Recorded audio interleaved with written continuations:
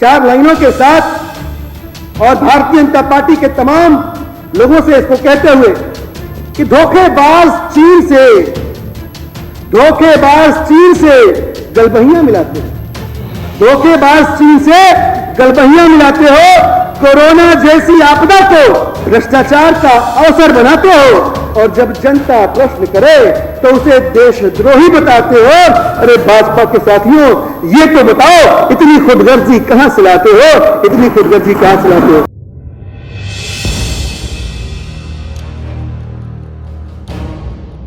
इस आपदा के दौरान जो दिन देखे, हम सबकी आजीवन ये कामना होगी, प्रार्थना होगी कि कभी दोबारा ऐसा मौका ना आए।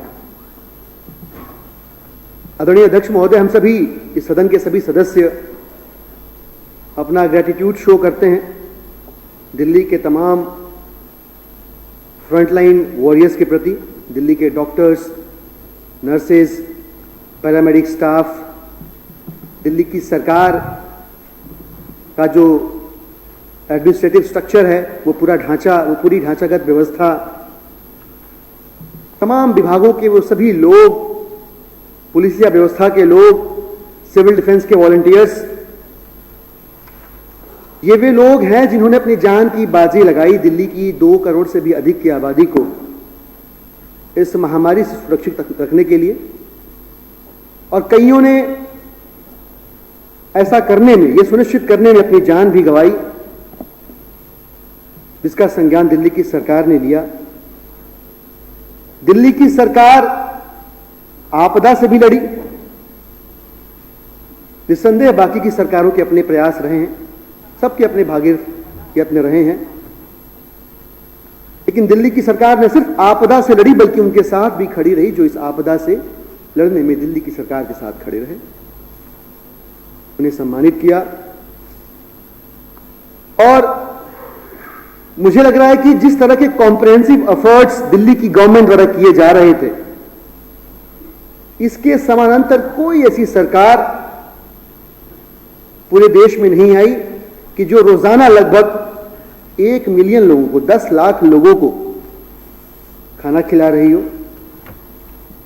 और सबसे अच्छी बात हमारे देश की ये रही कि यहां सिर्फ सरकारों ने काम नहीं किया, इस आपदा से लड़ने में सिविल सोसाइटी ने, एनजीओज ने, चैरिटी ऑर्गेनाइजेशंस ने, सबने अपनी भूमिका सुनिश्चित की। उनमें से कई सारी संस्थाओं का जिक्र हमारे इस सदन के पटल पर हमारे सम्मानित साथियों ने किया। मैं अपनी विधानसभा की बात करूं, 20,000 से भी ज्यादा प्रतिदिन मील्स सरकार की ओर से थे, तो वहीं लगभग 7,500-8 हजार मील्स वहां जो निरंकारी मिशन है उसकी तरफ से खिलाए जा रहे थे। इन सबके प्रति हम अपना आभार व्यक्त करते हैं। एक और काम हुआ इस आपदा के दौरान। इस आपदा ने जीने के ढंग तो बदले ही लोगों के, पूरी दुनिया के सरकारों की क्या प्रायोरिटीज रही हैं उसे भी एक्सपोज किया। इस आपदा ने एक्सपोज किया कि अगर आपकी प्रायोरिटी मंदिर, मस्जिद, रंग, जानवर ये सब है तो आप लड़ नहीं पाएंगे मुझसे। मुझे खुशी है, मुझे गर्व होता है कि मैं एक ऐसी सरकार का हिस्सा हूं जिसके मुखिया अरविंद केजरीवाल जी हैं और जिसके स्वास्थ्य मंत्री सत्येंद्र जैन जी हैं, जिनकी वरीयताओं में शिक्षा और स्वास्थ्य सबसे ऊपर है। अभी चर्चा हो रही थी तो पूछा जा रहा था कि ये यूपी का जिक्र क्यों कर रहे हो, केरल का भी कर दो। बिल्कुल होना चाहिए, क्योंकि केरल और दिल्ली यही तो वे 2 राज्य हैं जिनका जिक्र पूरी दुनिया में किया जा रहा है। किस लिए? कि कोरोना से लड़ना है तो इनसे सीखो, इन 2 राज्यों से। एक दौर हुआ करता था कि हम लोग उदाहरण दिया करते थे कि टेक्नोलॉजी सीखनी है तो जापान से सीखो, इंटेलिजेंस सीखनी है तो जर्मनी से सीखो, इलेक्ट्रॉनिक्स में नया क्या आया है अमेरिका से सीखो। आज अमेरिका कहता है प्लाज्मा थेरेपी कैसे करनी है दिल्ली की सरकार से सीखो, अरविंद केजरीवाल से सीखो, सत्येंद्र जैन से सीखो। यह बदलाव हुआ है। क्यों? क्योंकि सरकार की प्रायोरिटीज सही रही। कहा जा रहा है कि अरे क्या बात कर रहे हो, यूपी की बात क्यों कर रहे हो? भारतीयता के मायने क्या है कि अगर पीड़ा पश्चिम बंगाल को हो तो पंजाब तक वो दर्द की लहर पहुंचे। तकलीफ जम्मू कश्मीर में हो तो कन्याकुमारी तक वो आभास हो कि नहीं पीड़ित हैं हम। भारतीयता के मायने क्या? यही भारतीयता के मायने। वरना तो हम सारे अपने अपने प्रदेशों की सीमाओं में बटकर रह जाए, हिंदुस्तान खो जाएगा।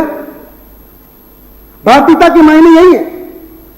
और माननीय अध्यक्ष महोदय, बड़ी जिम्मेदारी से कह रहा हूं, मेरी अपनी विधानसभा के ऐसे सैकड़ों हजारों लोग आए, इनका अपना छोटा सा मकान उत्तर प्रदेश में, छोटी सी झोपड़ी उत्तर प्रदेश में, छोटा सा घर उत्तर प्रदेश में, यहां वो आए हैं, अपनी मेहनत से अपनी किस्मत लिखने की कोशिश कर रहे हैं, लेकिन पीछे जो छोड़ आए हैं उसकी सुरक्षा को लेकर चिंतित हैं। वो कह रहे हैं हमसे, लगातार कह रहे हैं कि अगर कोई बीमार पड़ जाएगा तो दिल्ली में एडमिशन करवा दीजिएगा ना, वहां तो मर जाएगा। इसलिए मन में तकलीफ होती है, पीड़ा होती है। उस पीड़ा से सवाल पूछता है कि जब मोदी जी ने कहा आपदा को अवसर में बदलो, तो इसको पॉजिटिवली क्यों नहीं लिया गया? क्यों नहीं हम जैसे लोग इस बात को समझ पाए और उत्तर प्रदेश की सरकार समझ गई कि कैसे अपने आप को राष्ट्रभक्ति का, देशभक्ति का सबसे बड़ा तमगा देके पहली कतार में रखने वाली सरकारें चाइनीज कंपनी से हेमेटोलॉजी एनालाइजर खरीदती है दुगने तिगने दामों में।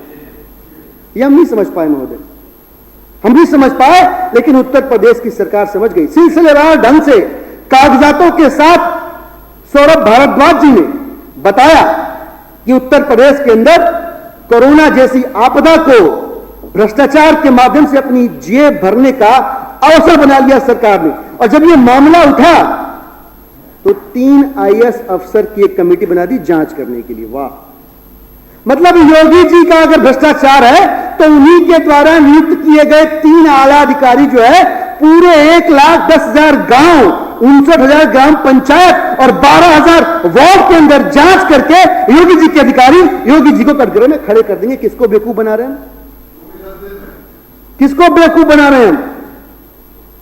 तो हम सीधे सीधे जो दिल्ली के अंदर देख रहे हैं कि कैसे दिल्ली के मॉडल को, जिसका जिक्र माननीय प्रधानमंत्री महोदय खुद करते हैं, दुनिया उसको अडॉप्ट करना चाहती है, वही दिल्ली के पड़ोस में एक राज्य है जिसको जनता की जान से, उनकी सुरक्षा से कोई परवाह नहीं है, और वो औने पौने दाम पे 300-400% इंक्रीज प्राइस पे इक्विपमेंट्स को खरीद के इस आपदा को अवसर में तब्दील कर रही है।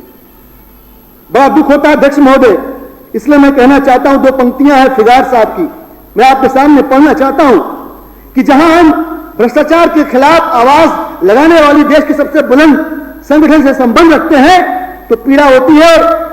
जुबान से निकलता है कि तेरे कदमों में जो कतरा है टपका मेरी आंखों से, तेरे कदमों में जो कतरा है टपका मेरी आंखों से, ये वो पानी है जो एक दिन तेरे सर से गुजरेगा। ये संदेश उस सरकार के लिए है जो आपदा को अवसर में बदलना चाहती है।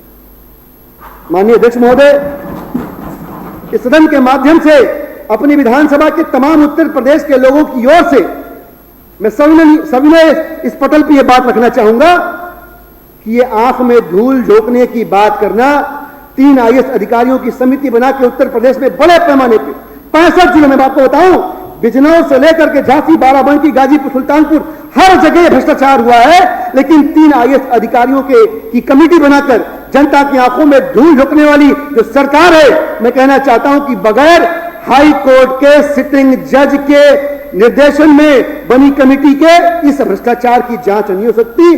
दूध का दूध पानी नहीं हो सकता, सच्चाई क्या कभी सामने नहीं आ सकती।